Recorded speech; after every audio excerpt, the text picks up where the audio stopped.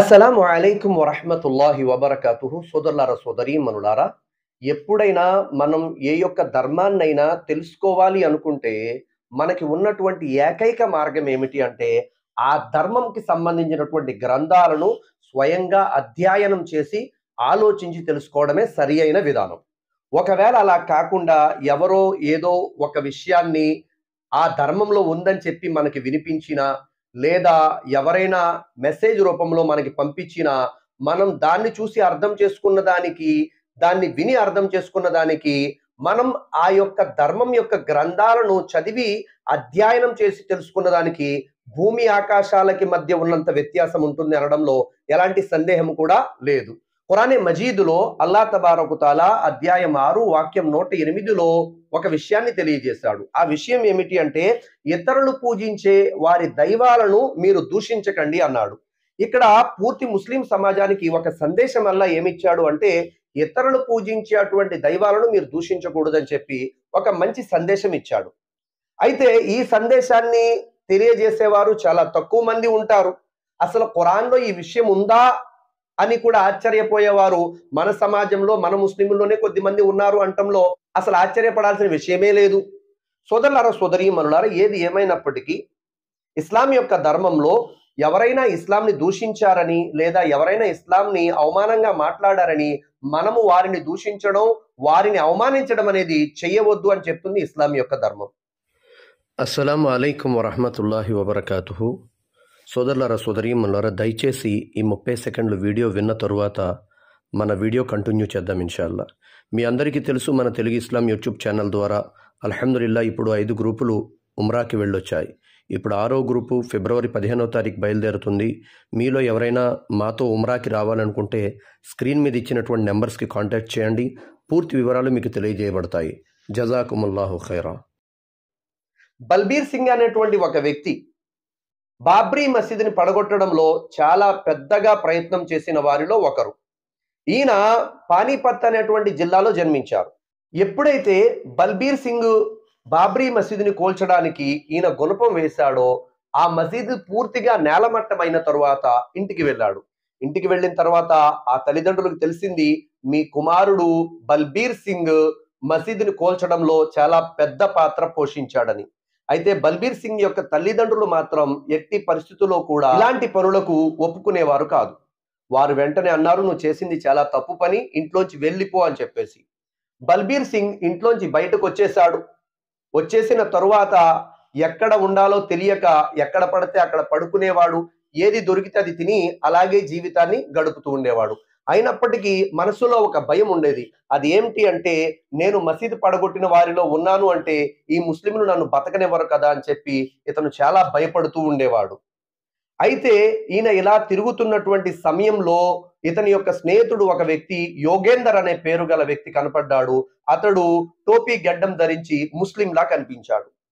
వెంటనే బల్బీర్ సింగ్ అతనితో అడిగాడు, నువ్వేంటి, ఈ టోపీ గడ్డం ఏంటి, నువ్వు కూడా నాతోటి బాబ్రీ మసీదుని పడగొట్టడంలో ఉన్నావు కదా అని చెప్పేసి అడిగితే, ఆ యొక్క వ్యక్తి యోగేందర్ ఏం జవాబిచ్చాడంటే, అవును, నేను బాబ్రీ మసీదు పడగొట్టడంలో నీతో పాటు ఉన్నాను, కానీ మనసులో ఒక ఆందోళన, మనసులో ఒక ఆలోచన నాలో మెదులుతూ ఉండేది. నేనేదో తప్పు చేశాను, నేనేదో పాపం చేశానని చెప్పి ఆ ఆలోచనతోటే నేను, ఒక ముస్లిం వ్యక్తి ఉన్నారు, ఆయన పేరు కలీం సిద్దికి, నేను ఆయనతో కలిశాను, మాట్లాడాను, ఇలా జరిగిందని చెప్పేసి చెప్పాను. వారు నాకు ఇస్లాం యొక్క బోధనలు తెలియజేశారు, ఇస్లాం ఏం చెప్తుందో నాకు నేర్పించారు, నేను అర్థం చేసుకున్నాను, నా ఖురాన్ ఏంటో అర్థమైంది, ప్రవక్త వారి బోధనలు ఏంటో అర్థమయ్యాయి, ఇప్పుడు నేను ముస్లింగా మారానని చెప్పి యోగేందర్ ఇచ్చినటువంటి జవాబుకి బల్బీర్ సింగ్ లో ఒక ఆలోచన వచ్చింది, నేను కూడా ఆయన్ని కలవాలి అని చెప్పి. అప్పుడు బల్బీర్ సింగ్ ఏం చేశారు అంటే, నేరుగా మౌలానా కలీం సిద్దికి గారితో నన్ను కలపమని చెప్పేసి యోగేందర్తో బతిమలాడారు. యోగేందర్ తీసుకొని కలీం సిద్దికి గారిని కలిపారు. ఎప్పుడైతే కలీం సిద్దికి గారు ఆయనకి ఇస్లాం యొక్క బోధనలు చేశారో, ఇస్లాం గురించి వివరించారో, ఇస్లాంని నీవు స్వయంగా అధ్యయనం చేయని చెప్పేసి చెప్పారో, అప్పుడు బల్బీర్ సింగ్ ఇస్లాంని అధ్యయనం చేయడం మొదలెట్టారు. అయినప్పటికీ కొంచెం ఇస్లాం అంటే ద్వేషం, కొంచెం ముస్లింలంటే కోపం ఈయన మనసులో ఆయనతో ఉన్న స్నేహితులు పుట్టించేశారు. ఆ కారణంగా ఈయన చదువుతున్నప్పటికీ ఇతను ఒప్పుకోలేకపోయేవారు. అయితే కలీం సిద్దికీ గారు అన్న మాటలు ఏమిటంటే, మీరు కొన్ని రోజులు ఇక్కడ ఉండండి, మీకు నచ్చితే ఇస్లాం గురించి అధ్యయనం చేయండి, లేకపోతే మీరు మీ యొక్క పని చేసుకోవచ్చు అని చెప్పేసి అంటే, ఈయన ఇస్లాం గురించి అధ్యయనం చేస్తూ చేస్తూ చేస్తూ ఏ విధంగా మారిపోయారంటే, బల్బీర్ సింగ్ మొహమ్మద్ ఆమీర్గా ఆయన కొత్త జీవితాన్ని ప్రారంభించారు. ఆయన తన ఇంటర్వ్యూలో స్వయంగా చెబుతూ అన్నారు, నేను ఒక మసీదు కూల్చినటువంటి పాపంలో పాల్పంచుకున్నాను, అందుకు ప్రాయశ్చిత్తంగా 100 మసీదులు కట్టించాలనుకుంటున్నానని చెప్పేసి ఆయన మసీదులు కట్టించడం మొదలు పెట్టారు. అలాగే ఎక్కడైతే మసీదులు ఉండి కూడా అవి తాళాలు వేయబడ్డాయో వాటిని కూడా శుభ్రపరిచి అక్కడ మసీదుల్లో నమాజులు ప్రారంభించేలాగా ఆ ఊరు వాళ్ళకి ప్రోత్సహించేవారు. అదే విధంగా ఆయన ఇస్లాం స్వీకరించిన తర్వాత 90 మసీదులు ఇంచుమించు కట్టారు. ఆ తరువాత అల్లా యొక్క పిలుపు వచ్చేసింది. మొహమ్మద్ ఆమీర్ ఈ ప్రపంచాన్ని విడిచి వెళ్ళిపోయేటువంటి సమయం వచ్చేసింది. ఆ సమయం ముందు ఆయన అనేవారు ఏమని చెప్పేసి, మీరందరూ దువా చేయండి, ఆరోగ్యం బాగుండటం లేదు, ఇంకా 10 మసీదులు ఉన్నాయి, ఆ 10 మసీదులు కట్టించే భాగ్యం కూడా అల్లా నాకు ఇవ్వాలని చెప్పేసి. కానీ అల్లా ఖురానే మజీదులో అంటాడు, ఎప్పుడైతే మృత్యు యొక్క సమయం వచ్చేయాలని చెప్పి నిర్ణయం చేయబడి ఉంటుందో అప్పుడు ఒక్క క్షణం ముందుకు గాని వెనక్కి గాని వెళ్ళదు, ఏ జీవి అయినా చనిపోవలసిందే అని చెప్పి ఖురానే మజీదులో అల్లా అన్నాడు. అదే జరిగింది బల్బీర్ సింగ్ యొక్క విషయంలో. అంటే మొహమ్మద్ ఆమీర్ ఎవరైతే ఇస్లాం ధర్మాన్ని ఒప్పుకొని ఇస్లాం ధర్మం ప్రకారంగా జీవితాన్ని మార్చుకున్నారో ఆయన 90 మసీదులు కట్టిన తర్వాత ఈ లోకాన్ని విడిచి వెళ్ళిపోవాల్సిన పరిస్థితి వచ్చింది. సోదరులారా సోదరీమణులారా, ఏది ఏమైనప్పటికీ సోదరులారా సోదరీమణులారా, ఎవరో ఇస్లాంని అవమానంగా మాట్లాడారని, ఎవరో ఇస్లాంని దుర్భాషలాడారని మనం కూడా అదే విధంగా జవాబు ఇవ్వడం, మనం కూడా అలాగే మాట్లాడడం ఇది ఎంత మాత్రం సమంజసం కాదు. వారు ఏ విషయాలను అయితే చెప్తున్నారో ఆ విషయాల్ని మనం వాళ్ళకి ప్రేమగా నచ్చ చెప్పాలి, వాళ్ళకి ప్రేమగా చెప్పే ప్రయత్నం చేయాలి. మన ధర్మాన్ని ఏదో అన్నారని చెప్పేసి ఇతరుల ధర్మాన్ని మనం దూషించడం అనేది చేయవద్దని ఇస్లాం చెప్తుంది.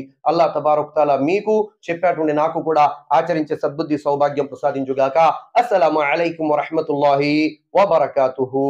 ఛానల్లో వీడియోస్ చూసే మీ అందరికీ నా యొక్క ఒక రిక్వెస్ట్ ఏమిటి అంటే, తప్పకుండా మన వీడియోస్ని లైక్ చేయండి.